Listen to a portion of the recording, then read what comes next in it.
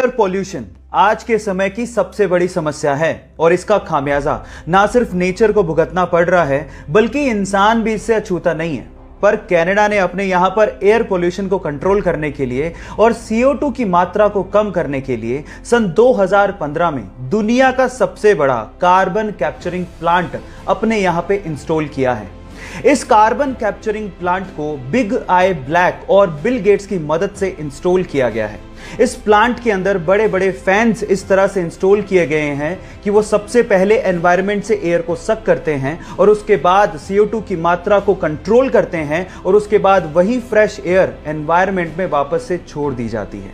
क्या आप लोगों को भी लगता है कि इंडिया में इन कार्बन कैप्चरिंग प्लांट्स की जरूरत है? चैट सेक्शन में लिखना मत भूलिएगा। जब प्लेन क्रैश करने वाला हो तो क्यों ना सभी यात्रियों को अपना अपना पैराशूट दे दिया जाए ताकि वो अपनी जान बचा सके। फिर एयरलाइंस वाले ऐसा क्यों नहीं करते? उसके पीछे के 3 कारण हैं। पहला कारण, पैराशूट बहुत ज्यादा भारी होते हैं जिससे ईंधन की खपत बढ़ जाएगी, और दूसरा, पैराशूट बहुत ज्यादा महंगे भी आते हैं। दूसरा, पैराशूट को चलाने के लिए इनिशियल ट्रेनिंग की जरूरत होती है जो कि जरूरी नहीं कि हर यात्री के पास हो। और तीसरा, पैराशूट पहले मैं खोलूंगा मैं कूदूंगा, पहले मैं खोलूंगा मैं कूदूंगा, इस चक्कर में कोई कूद तो नहीं पाएगा लेकिन प्लेन में भसड़ जरूर मच जाएगी। सो इन 3 कारणों की वजह से पैराशूट एयरलाइंस प्रोवाइड नहीं करती हैं। ये इंटरेस्टिंग फैक्ट जान के आपको कैसा लगा? चैट सेक्शन में लिखना मत भूलिएगा। गाइस, आप लोगों ने जमीन पे चलने वाले होवरबोर्ड के बारे में सुना होगा, लेकिन क्या आप लोगों ने कभी हवा में चलने वाले होवरबोर्ड के बारे में सुना है? Flying hoverboard. क्या ये हवाई बातें तो नहीं है? जी नहीं, ये हवाई बातें नहीं है, बल्कि इसे बनाया जा सकता है और इसे बनाने के लिए 2 चीजों की जरूरत है। पहला मैग्नेट और दूसरा पायरोलाइटिक ग्रेफाइट। ये पायरोलाइटिक ग्रेफाइट क्या है? ये एक ऐसा सब्सटेंस है जो कि मैग्नेटिक फील्ड में आते ही डायामैग्नेटिक सब्सटेंस की तरह काम करता है, यानी कि मैग्नेटिक फील्ड में आते ही ये मैग्नेट के अपोजिट डायरेक्शन में फोर्स अप्लाई करता है और हवा में ही रहता है। मजे की बात यह है कि मैग्नेटिक फील्ड के अपोजिट डायरेक्शन में फोर्स अप्लाई करने के बावजूद भी उस मैग्नेटिक फील्ड को ये छोड़ता नहीं है और हवा में ही तैरता रहता है। इसी खास बात की वजह से फ्लाइंग होवरबोर्ड बनाए जा सकते हैं। गाइस, कैसी लगी ये टेक्नोलॉजी और इसके बारे में आपका क्या ख्याल है? चैट सेक्शन में लिखना मत भूलिएगा। गाइस, आप लोगों ने एलॉन मस्क का नाम तो सुना होगा। सदी के सबसे रेवोल्यूशनरी पर्संस में से एक उन्हें माना जाता है। उनके बारे में एक इंटरेस्टिंग फैक्ट बताता हूं। एलॉन मस्क के बच्चे जिस स्कूल में पढ़ते थे उस स्कूल का रेटिफिकेशन सिस्टम एलॉन मस्क को बिल्कुल पसंद नहीं था। इसीलिए अपने बच्चों की एजुकेशन के लिए उन्होंने खुद का ही एक स्कूल खोल डाला जिस स्कूल का नाम है एड एस्ट्रा। ये एक लैटिन शब्द है जिसका मतलब है टू द स्टार्स। मजे की बात यह है कि स्कूल में सिर्फ 14 यानी कि 14 बच्चे ही एनरोल्ड हैं और वो सारे के सारे बच्चे स्पेसएक्स एम्प्लॉइज के बच्चे ही हैं।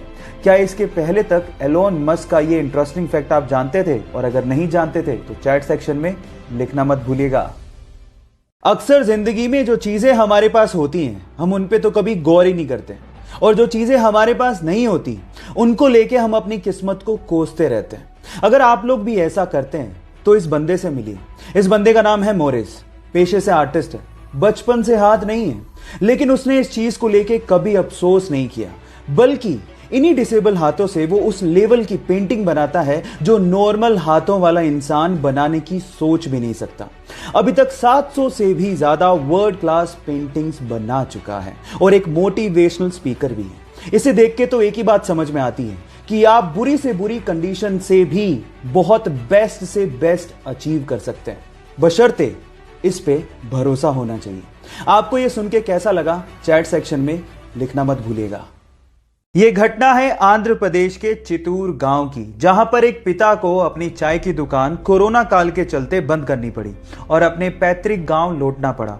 वहां पर खेतों को जोतने के लिए उसकी बेटियों ने उसकी मदद करनी शुरू कर दी। जब ये वीडियो इंटरनेट पे डाला तो ये वायरल हो गया और वायरल होते हुए सोनू सूद के पास पहुंचा। तब सोनू सूद ने रिप्लाई करते हुए कहा कि ये परिवार ट्रैक्टर डिजर्व करता है और आज शाम तक इनके खेत में ट्रैक्टर मैं पहुंचा दूंगा। और वायदे के मुताबिक सोनू सूद ने उनके घर पे ट्रैक्टर पहुंचा भी दिया और उन दोनों बेटियों के पढ़ने का खर्चा खुद उठाने को कहा। सोनू सूद की दरियादिली वाकई में काबिले तारीफ है और इसकी चर्चा हर जगह पे हो रही है। आपका इसके बारे में क्या कहना है, चैट सेक्शन में लिखना मत भूलिएगा।